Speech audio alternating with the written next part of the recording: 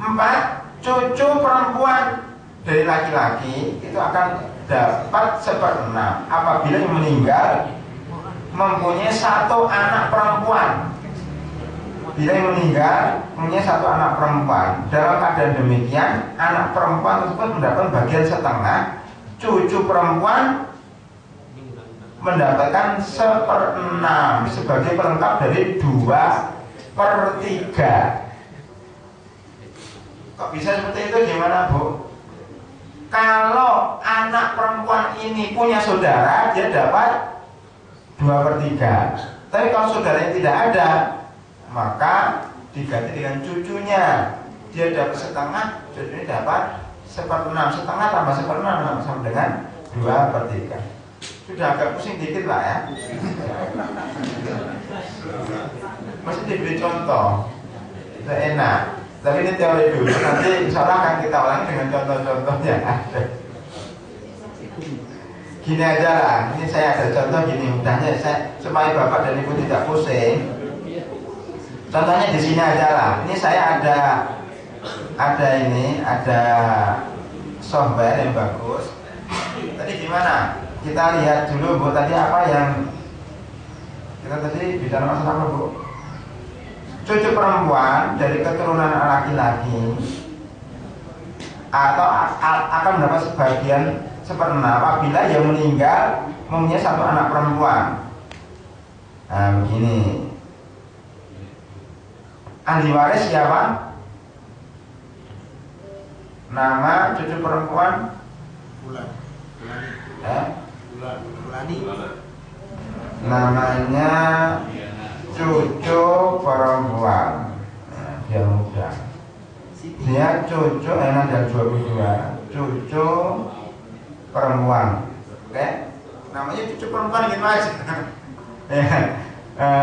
Sama yang masih hidup siapa? Anak perempuan. Anak. Ya, itu namanya anak perempuan itu namanya siapa? Siti perempuan. Anak perempuan.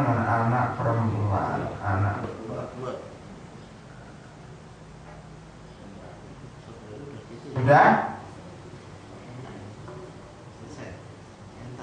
Uangnya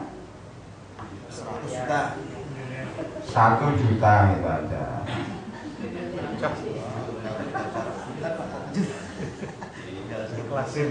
Berapa dapat, Bu?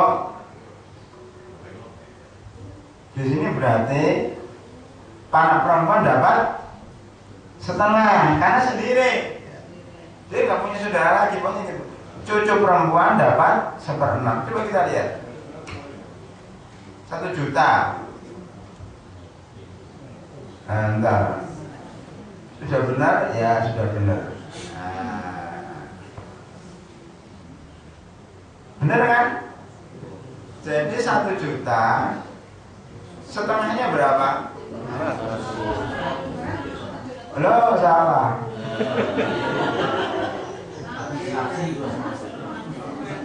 Setengah Pak 750. Ini mesinnya yang salah. Error. 1/6. Enggak, ini itu salah masukkannya. Mestinya di sana ada anak atau di sana ada bapak. Jadi mestinya setengah ini 500, ya kan? 1/6-nya berapa Pak dari 1.000? 1 juta bagi 6 berapa?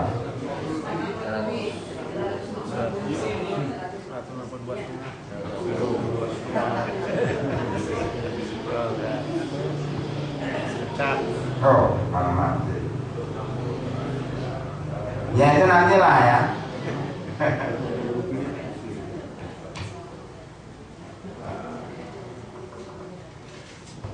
Ya, saya ulangi lagi. Cucu ini untuk contoh aja. Cucu perempuan. Cucu perempuan dari anak laki-laki. Benar tadi hitungannya setengah sama 1/6. Ya. Kemudian Siti itu adalah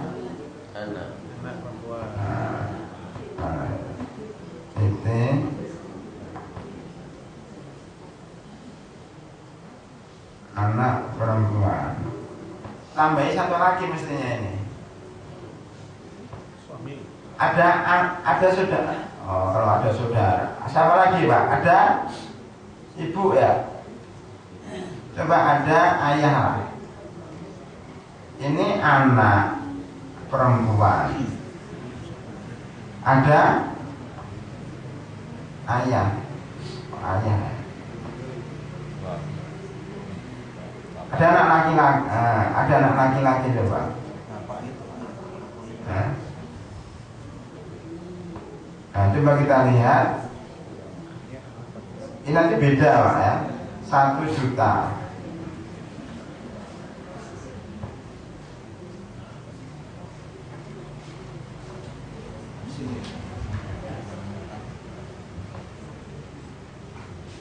Nah, baru bener nih, Pak. Jadi kalau ada anak laki-laki, ada anak perempuan, berarti cucunya tidak dapat. 1 juta dibagi 3, yang 2 bagian untuk laki-laki. Karena 1 juta dibagi 3 berarti masing-masing 333,333.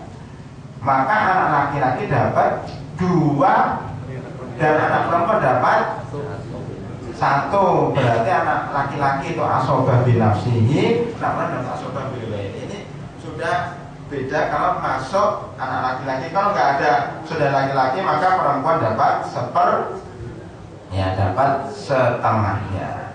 Ya. Itu anak perempuan mahjub dengan anak laki-laki. Boleh ibu sekalian, kita selesaikan dulu, habis itu selesai. Ya, tadi cucu perempuan dari keturunan anak laki-laki. Tapi masih 3, masih banyak ya. Udah sampai sini dulu lah, nanti pusing. Ya coba nanti ke depan, karena memang gini, kalau warisan harus begini, harus hitung-hitungan. Nanti insya Allah kita buat contoh-contoh lah ya. Kita buat contoh-contoh setiap jatah kan kita buat contoh yang sederhana supaya kita terlatih di dalam menghitung warisan. Yang penting kita sudah hafal jatah-jatahnya dulu. Sebelum saya tutup saya ulangi lagi. Yang dapat setengah suami, anak perempuan tunggal, cucu perempuan dari anak laki-laki, saudara perempuan sekandung, saudara perempuan sebapak. Yang dapat 1/3 itu ibu dan saudara perempuan seibu. Ini ibu kalau tidak punya, anaknya tidak punya anak, dan anaknya tidak punya saudara. Ini dapat setengah, dapat 1/3. Yang ketiga yang dapat 1/4 itu suami dan istri. Suami jika istrinya tidak punya anak. Istri dapat 1/4 jika suaminya tidak punya anak, dibalik. Yang dapat 1/6, ini agak susah. Yang pertama adalah ayah dan ibu. Jika ayah tidak punya, anaknya tidak punya anak. Ayah tidak punya, anak jika ayah jika punya cucu. Kemudian ibu jika anaknya punya anak, jika punya cucu dan punya saudara, anaknya punya saudara. Ya. Kemudian yang keempat, cucu perempuan dari laki-laki. Jika dia punya bule, dia punya bibi, ya kan? Karena cucu ini kan dari bapak yang meninggal. Bapaknya ini punya saudara perempuan, berarti bibinya. Dia meninggal itu siapa? Kakeknya, kan gitu. Jadi ini meninggal, punya anak perempuan, punya anak laki-laki, punya cucu anak laki-lakinya meninggal. Berarti kalau ini meninggal, maka anaknya perempuan dapat setengah, dianya dapat 1/6. 1/6 tambah setengah, namanya 2/3. Sampai situ dulu Bapak dan Ibu sekalian. Mudah-mudahan ya, kalau pusing dikit ya biasa. Nanti selalu kita latih karena memang warisan seperti itu. Memang paling tidak kita tahu lah ya teori-teorinya. masalah hitung-hitungan masalah bakat sih ya. Kalau kita nggak terbiasa ngitung juga pusing. Insya Allah ke depan akan kita buat contoh yang lebih sederhana. Mungkin harus ada papan tulis atau nanti kita tulislah di dalam komputer ini kalau seandainya memang papan tulis sudah susah ya. Itu dulu Bapak Ibu sekalian. Mungkin ada pertanyaan ya, silakan.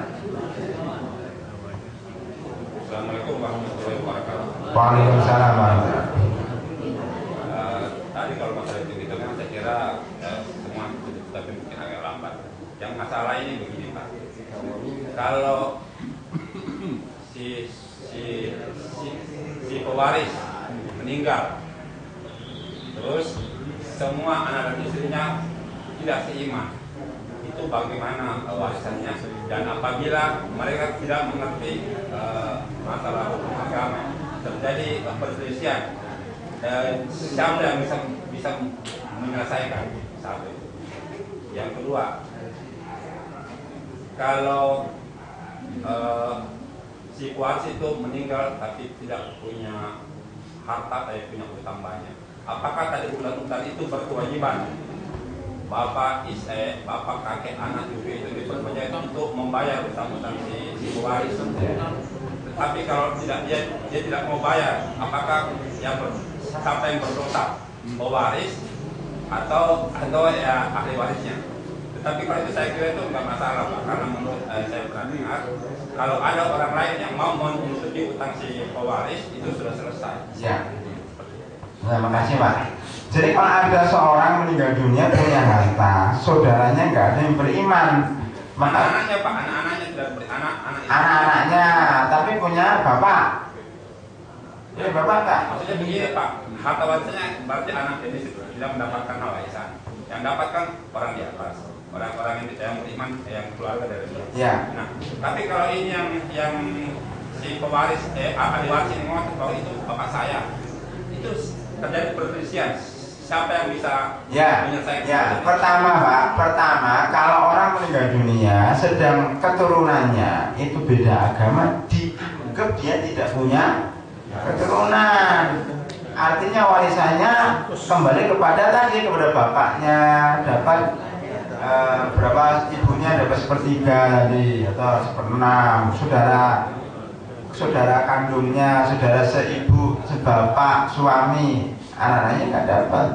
Kalau anaknya ngotot karena itu adalah ayahnya, itu maka dikembalikan kepada pemerintah. Karena yang berkewajiban menyelesaikan seluruh masalah itu adalah pemerintah, pengadilan Pak, pengadilan agama. Itu kalau kita pergi ke pengadilan agama. Tapi kalau kita pergi ke pengadilan negeri itu urusan lain. Nah itu tinggal kita itu mau berhukum dengan hukum Islam atau berhukum dengan hukum positif. Tinggal itu aja Pak ya. Kalau kita berkeyakinan bahwa kita harus berhukum dengan hukum Islam, jangan pergi kecuali ke pengadilan agama. Maka insya Allah itu yang dapat hanya yang beriman, yang tidak beriman tidak ada. Makanya sebelum menikah atau sebelum meninggal dunia itu dijelaskan kepada keluarganya yang tidak beriman bahwa kita walaupun saudara tapi beda agama tidak akan saling mewarisi. Harus dijelaskan. Kemudian yang kedua Pak, jika dia meninggal dunia tidak punya harta dan punya utang, maka kewajibannya itu diberikan kepada anak-anaknya, karena dialah yang akan mendapatkan warisan pertama kali, anak dan orang tuanya. Seandainya anak dan orang tuanya tidak mau, maka berdosa itu anaknya itu. Kasihan bapaknya, amalannya tidak akan diterima oleh Allah Subhanahu wa Ta'ala sampai utangnya terbayar. Jadi dia menggantung, tidak ke langit Pak, amalannya itu tergantung, tidak masuk surga sampai utangnya dibayar. Kasihan, maksud kita tega terhadap ayah kita seperti itu. Ya. Kalau yang bayarkan orang lain nggak masalah. Kalau tidak ada yang bayarkan, maka yang bayarkan harus pemerintah. Nabi Muhammad SAW itu bersabda, barang siapa yang meninggal dunia dan punya utang, ya, dan dia miskin, maka saya sebagai penanggung jawab. Kalau dia tidak punya wali, tidak punya saudara, biasanya Rasulullah kalau ada orang meninggal dunia, siapa yang mau nutupi utangnya? Kalau ada yang menutupi utangnya, beliau sholatkan. Kalau tidak ada yang menutupi utangnya, beliau nggak sholatkan. Sudah terserah, sholat kamu sholatkan, saya nggak menyolatkan karena dia masih punya utang. Masalah utang ini penting, makanya diharapkan bapak dan ibu sekalian wasiat, tulis utang-utang itu di tempat yang bisa dilihat oleh anak cucu, supaya kalau kita meninggal mendadak itu anak cucunya tahu utang kita. Kalau enggak, kita sendiri yang rugi ya. Saya kira itu bapak dan ibu sekalian ya. Soalnya enggak pak. Jadi masalah utang itu sangat berat sekali, karena itu wajib ditulis. Ya, bahkan disyaratkan ditaruh, Nabi Muhammad mengatakan ditaruh di samping dia tidur. Kalau dia nggak bangun lagi, ternyata sudah ada surat wasiat. Wasiat itu umum, berupa utang dan berupa wasiat-wasiat yang lain. Saya kira cukup, Bu. Ya, cukup pusing. Ya, karena ini pusing, insya Allah nanti akan kita cari caranya supaya tidak pusing bagaimana.